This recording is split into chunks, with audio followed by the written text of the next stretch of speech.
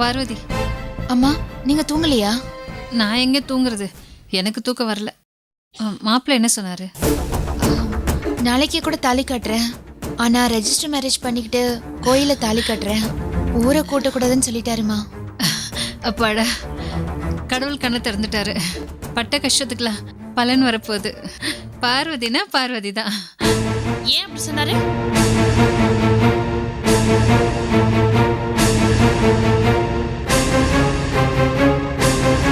நீங்களும் தூங்கலையா? ஏன் அப்படி சொன்னாரு அத முதல்ல சொல்லுங்க.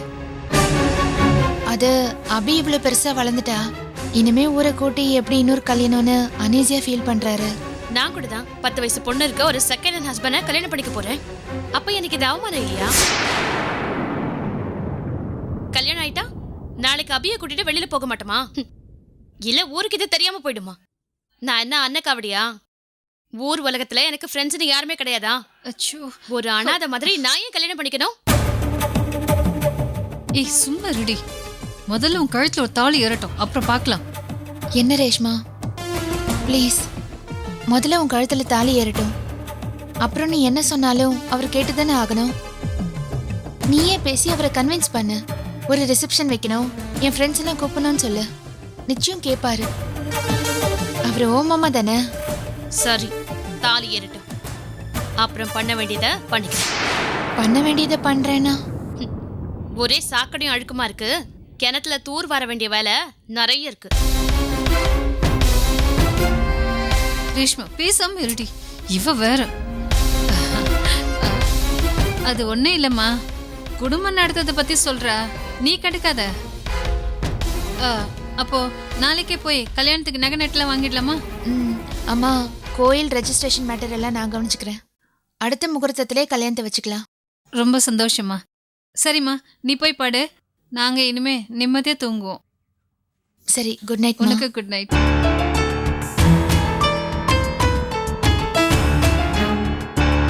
ஏண்டி வாயை வச்சுக்கிட்டு பேசாம இருக்க மாட்டியா? டூர் வாரன்னு அது இதுன்னு சொல்லிட்டு இருக்க. நல்ல வேலை அவளுக்கு புரியல. நீயே இந்த கல்யாணத்துக்கு எடுத்துருவ போல இருக்க. புரியுதா? தாலி ஏறுற வரைக்கும் பேசாம இரு. மத்ததெல்லாம் அப்புறம் பாத்துக்கலாம். சரிவா, போய் படுக்கலாம்.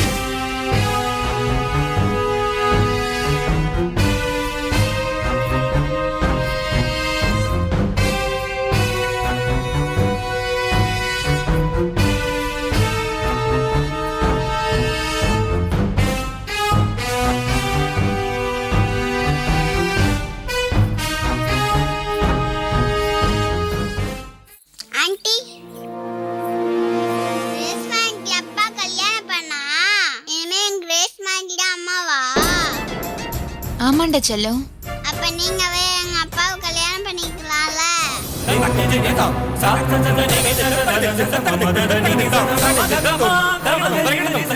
எனக்கு அம்மாவா வந்தா எனக்கு எவ்வளவு நல்லா இருக்கும். அபி, அப்படிலாம் நினைக்க கூடாதுமா. நான் எப்பவும் உன் கூட தான் இருப்பேன். ஆனா இனிமே ரேஷ்மா தான் உன் அம்மா, சரியா? அப்ப நீங்க எனக்கு அம்மா ஆக முடியாதா? இல்லம்மா, நான் உன் அம்மாவாக முடியாது. ஆனா நீயே மகளா இருக்கலாம். உலகத்தோட எல்லா உறவும் அன்பு தான் குறிக்கும். அன்பு ஒண்ணுதான் அப்பா, அம்மா, அண்ணன், தம்பி, அக்கா, நண்பன்னு இப்படி ஒவ்வொரு பேரை சொல்லி கூப்பிடுறாங்க. நான் உன் மேல காட்டுற அன்புக்கு என்னை நீ எப்படி வேணாலும் கூப்பிடலாம். ஒருத்தர் மேல ஒருத்தர் அன்பு செலுத்திட்டா இந்த உலகத்துல எல்லாருமே சொந்த பந்தம் தான். இதோட அர்த்தம் உனக்கு இப்ப புரியாது. நான் உங்களை மட்டும்தான் அம்மான்னு கூப்பிடுவேன். எங்க அப்பா யார வேணா கல்யாணம் பண்ணிக்கிட்டோம். நான் அவங்கள அம்மான்னு சொல்ல மாட்டேன். உங்களை தான் அம்மான்னு சொல்லுவேன். அப்படிலாம் சொல்லக்கூடாது அபி. வா, வண்டியில ஏறு.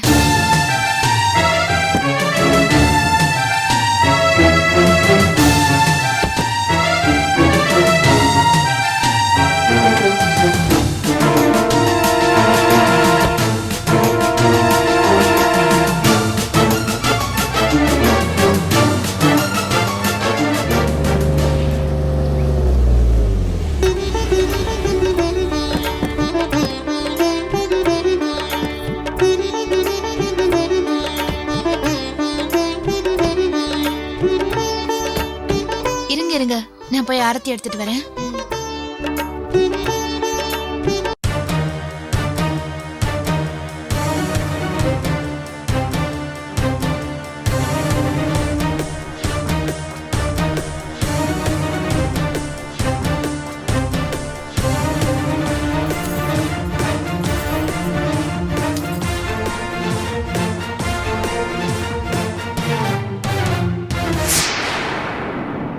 தேங்க்ஸ்.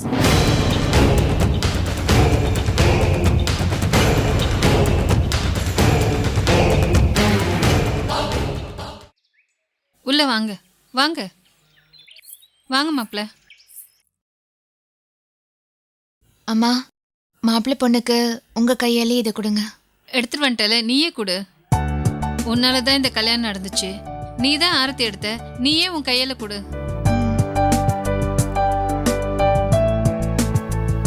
என்னங்க?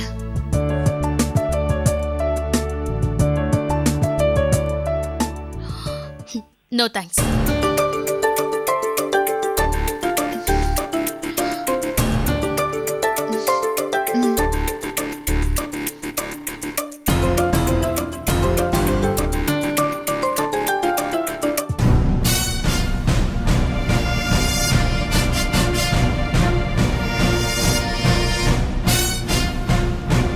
என்னாச்சு உனக்கு? ஏன் ஒன்றும் இல்லையே. உன் மனசாட்சி நீயே கேட்டுப்பாரு.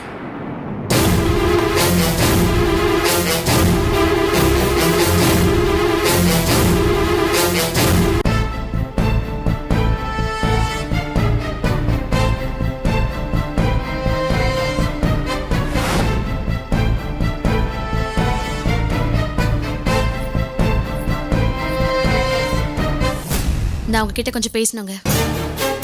சொல்லு. இந்த நிமிஷத்தை தாங்க நான் எதிர்பார்த்துக்கிட்டு இருந்தேன். 2 மாசத்துக்கு முன்னாடி நான் இந்த வீட்டுக்குள்ள நுழையும் போது எனக்கும் உங்களுக்கும் கல்யாணங்கிற எந்த விதமான எண்ணமும் இல்லாம தான் இங்க வந்தேன். சில சமயம் எங்க அம்மாவே என்னை கட்டாயப்படுத்தும் போது வேண்டான்னு சொல்லி எங்க அம்மாவே எதிர்த்திருக்கேன். எனக்கு என்ன தலையெழுத்து? ஏற்கனவே கல்யாணம் ஆனவரை நான் கல்யாணம் பண்ணிக்கிறதுக்கு அப்படிங்கிற மனநிலைமையில தான் நான் இருந்தேன். நாளாக நாளாக பல விஷயங்களை யோசிச்சு நானே என்ன கன்வின்ஸ் பண்ணிக்கிட்டேன். எல்லாரும் சொன்னது உங்க விஷயத்துல உண்மை.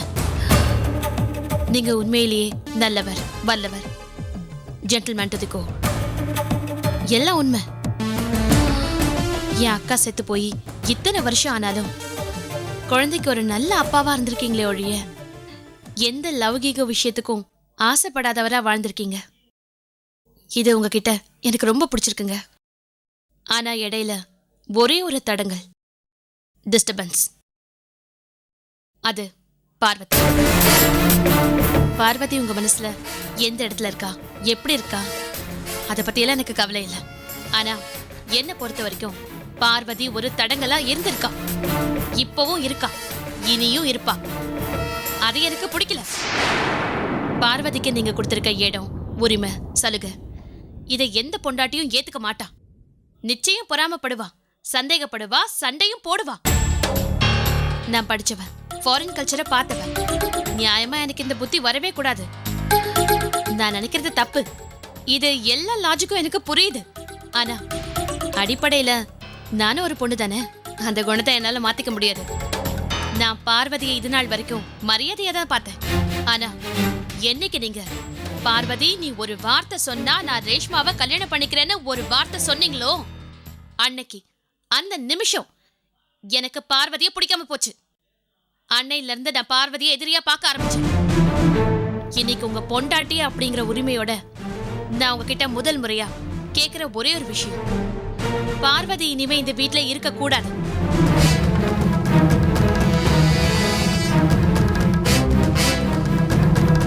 பார்வதி இந்த வீட்டை விட்டு வெளியே போகணும். அவளையும் இந்த வீட்டுல வச்சுக்கிட்டு நான் உங்ககிட்ட பொண்டாட்டியா வாழ்றது, நாம குடும்பம் நடத்துறது, இதெல்லாம் இனிமே நடக்காத காரியம். அதனால என்னோட முதல் கேள்வி, நான் முதலா உங்க பொண்டாட்டிங்கிற அதிகாரத்துல, அன்புல, ஆணவத்துல தர விண்ணப்பம் எப்படி வேணா உங்க இஷ்டப்படி எடுத்துக்கோங்க. என் முதல் கோரிக்கை, பார்வதி இந்த வீட்டை விட்டு வெளியே போகணும். படிச்சவன் மாதிரி நீ பேசுற. நான் படிச்சவன், பண்புள்ளவன். நான் இப்படியெல்லாம் பார்வதியை வெறுக்க கூடாது. நம்ம கல்யாணம் நடந்ததுக்கு முக்கிய காரணம், மூல காரணமே அவதான். அவ இங்க இருக்கிறதுல எனக்கு எந்த விதமான டிஸ்டர்பன்ஸும் ஆக போறது இல்ல.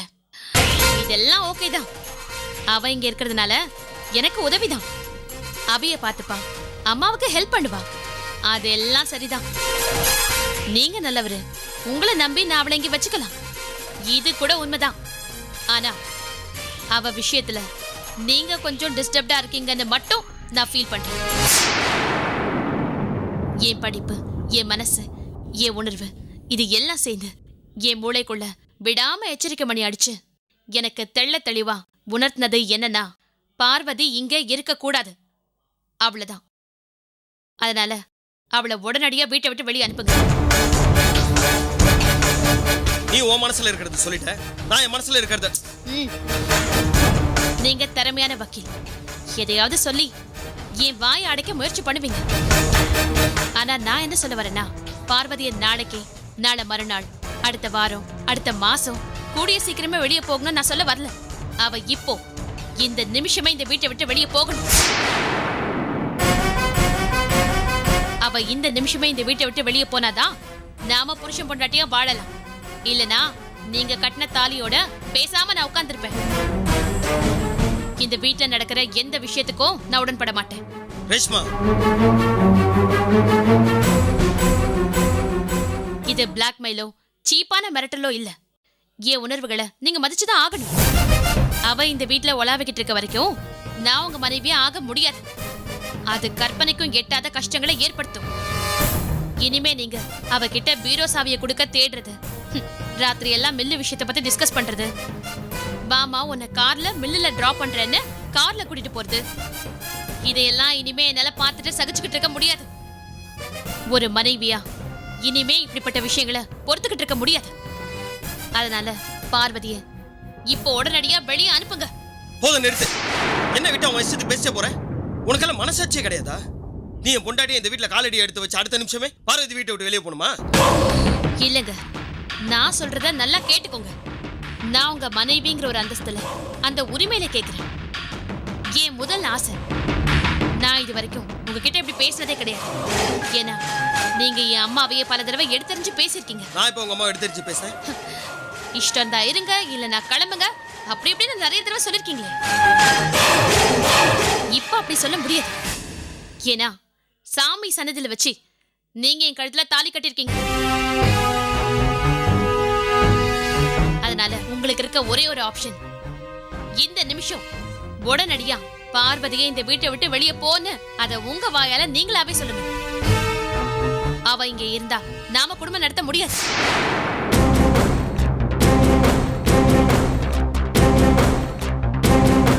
ஆண்டி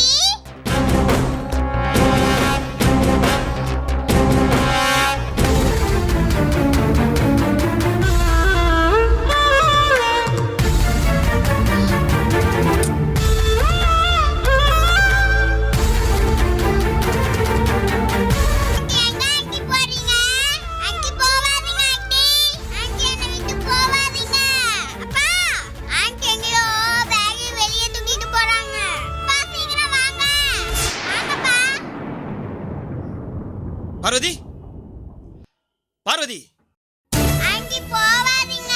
பார்வதி நில்லு பார்வதி நில்லுன்னு சொன்னேன். எங்கே கிளம்பிட்ட? யார்கிட்டயும் சொல்லாம. ம் ப்ளீஸ் என்னை தடுக்காதீங்க சார். நான் நினைச்சது நல்லபடியா நடந்துருச்சு. நான் நினைக்காதது உடனே நடக்குது. நான் உங்களுக்கு இவங்களை கல்யாணம் பண்ணி வச்சா எப்படியும் இந்த வீட்டை விட்டு போக வேண்டிய சூழ்நிலை வரும்னு எனக்கு தெரியும். அப்படி வரும்போது என்னை வெளியில போன்னு யாரும் சொல்லாம நானே கிளம்பி போயிடுவேன்னு நான் ரேஷ்மாவுக்கு ப்ராமிஸ் பண்ணியிருக்கேன். இப்ப நான் அந்த சத்தியத்தை காப்பாத்திட்டேன். என்ன நடக்குதுன்னு எனக்கு புரியல. நீ ஏதோ பேசுற, அவ ஏதோ பேசுறா. இதெல்லாம் எப்போ நடந்தது? ரேஷ்மா பேசுறது எல்லாமே நியாயம். அவ மேல எந்த தப்பும் கிடையாது. ரேஷ்மா சொன்னதுல உங்களுக்கு உடன்பாடா இல்லையான்னு எனக்கு தெரியாது. ஆனா என்ன பொறுத்த வரைக்கும் சரியானது. ஒரு மனைவியா அவ இடத்துல நான் இருந்திருந்தாலும் நானும் அதை தான் பண்ணியிருப்பேன். தயவு செஞ்சு நீங்க இது தப்பா நினைக்காதீங்க. நான் யார் மேலேயும் கோச்சிட்டு போல. ஆனா இனி இந்த வீட்டுல இருக்க என் தன்மான இடம் கொடுக்கல. இனிமே எக்காரணம் கொண்டும் நான் உள்ள வர முடியாது. என்னை பத்தி உங்களுக்கு தெரியும். சரி, எங்க பார்வதி போவ? அது தெரியாது. இப்படி கேள்வி கேட்காதீங்க. அது உங்களுக்கு இனி தேவையில்லை. நான் எதுவும் பிளான் பண்ணி வச்சுக்கல. எந்த வீட்டு கதவும் எனக்காக திறந்திருக்கும். அப்படி திறந்திருந்தாலும் சம்பந்தப்பட்டவங்களோட மனசு திறந்திருக்குமா? எதுவும் எனக்கு தெரியாது. ஒரு லேடிஸ் ஹாஸ்டல் கூடவே எனக்கு கிடைக்காது. பார்வதி, அவ ஏதோ உன்னை பத்தி தெரியாம பேசுறா. அவளுக்காக நீ வந்து என்னை பொறுத்த வரைக்கும் இது நியாயமான முடிவுதான். உங்களுக்கு அநியாயமா பட்டா இது ரொம்ப நியாயம்னு உங்களை கன்வின்ஸ் பண்ண உங்க வைஃப் இருக்காங்க சார். பார்வதி, ஒரு நல்லது நடக்குது. யாரும் எக்காரணத்து கொண்டு என்னை தடுக்காதீங்க. இதுக்கு தானமா நீங்க ஆசைப்பட்டீங்க. நான் கிளம்புறேன். ஆண்டி ஆண்டி என்னை விட்டு போவாதீங்க. என்னை விடுமா, நான் போறேன். போவாதீங்க. முடியாது. நானும் உங்க கூட வருவேன். நான் இனிமே இங்க இருக்க மாட்டேன். நானும் உங்க கூடயே வருவேன். என்னையும் உங்க கூட கூட்டி போங்க ஆண்டி. ஏய், இங்க வா. அவங்கள போக விடு. நான் தான் உனக்கு அம்மா. என்னை விடு. நீ கெட்ட சித்தி. நான் உங்க கூட இருக்க மாட்டேன். ஏய், நாம ஷாப்பிங் போலாம். உனக்கு ஐஸ்கிரீம் எல்லாம் வாங்கி தரேன். வா. எனக்கு எதுவும் வேணாம். எங்க அம்மா தான் வேணும். பாட்டிக்கிட்ட வாடா செல்லம். நீ தொடாத கெட்ட பாட்டி. நீ ஊருக்கு போ. இத பார், ஒழுங்கா வா. வாடினா வாடி வாடினா. அவளை விடுங்க. அபிக்கு பார்வதியை பிடிக்கும்.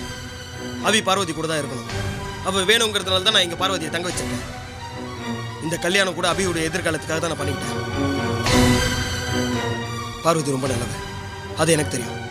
என்னை விட என் குழந்தைக்கு நல்லா தெரியும். அபி உங்ககிட்ட சகஜமா பேசிட்டு இருக்கால ஒழிய அபிக்கு உண்மையான பாசம் பார்வதி மேல மட்டும்தான். அதனால அபி பார்வதி கூட இருக்கிறது தான் நல்லது.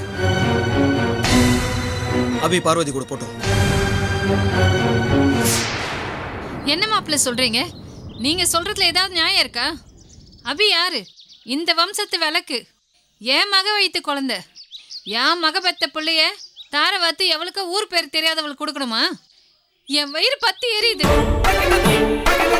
உங்க மக வைத்து பெத்திக்கிட்டு தான் நீங்க கெட்ட பாட்டினோ இவ கெட்ட சித்தினோ பேர் வாங்கிட்டீங்களே.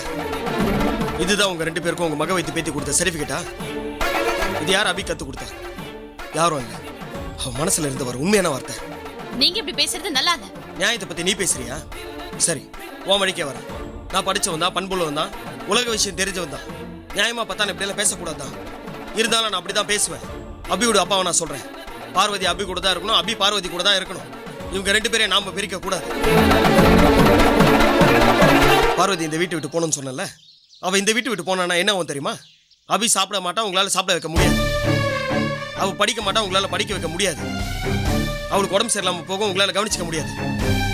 அதனால அபி பார்வதி கூடவே போகட்டும். ரேஷ்மா, உன் ஆசை பார்வதி இந்த வீட்டை விட்டு போகணுங்கிறது, என் ஆசை அபி பார்வதி கூட தான் இருக்கணுங்கிறது. இருக்கட்டும், நம்ம 2 பேர் ஆசையையும் பார்வதி நிறைவேற்றட்டும். இந்த பிரிவு இன்னும் கொஞ்ச நாளைக்கு இப்படியே இருக்கட்டும். யார் மனசு தெரிந்ததோ அவங்க தெரிந்துட்டோம். அதுக்கப்புறம் நம்ம இதை பத்தி பேசிக்கலாம்.